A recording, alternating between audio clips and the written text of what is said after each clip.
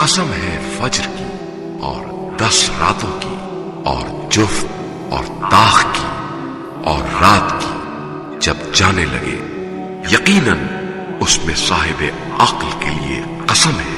کیا آپ صلی اللہ علیہ وآلہ وسلم نے نہیں دیکھا کہ آپ صلی اللہ علیہ وآلہ وسلم کے رب نے قوم عاد کے ساتھ کیا کیا؟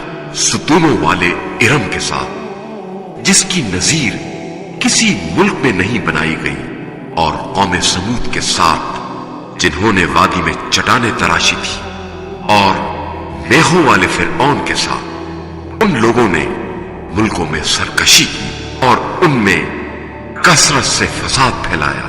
بس آپ صلی اللہ علیہ وآلہ وسلم کے پروردگار نے ان پر عذاب کا کوڑا برسایا۔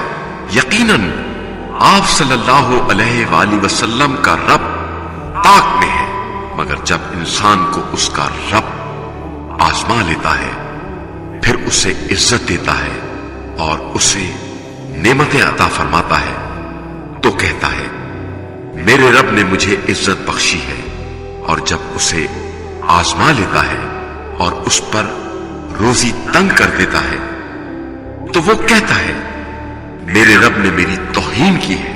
ہرگز نہیں، بلکہ تم خود یتیم کی عزت نہیں کرتے اور نہ ہی مسکین کو کھلانے کی ترغیب دیتے ہو، اور میراث کا مال سمیٹ کر کھاتے ہو، اور مال کے ساتھ جی بھر کر محبت کرتے ہو۔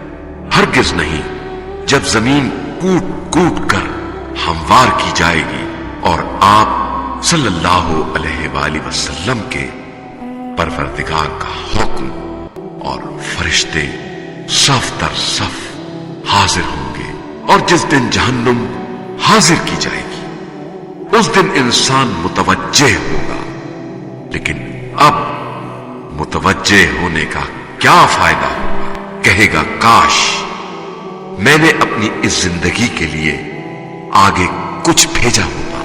بس اس دن اللہ کے عذاب کی طرح عذاب دینے والا کوئی نہ ہوگا، اور اللہ کی طرح جکڑنے والا کوئی نہ ہوگا۔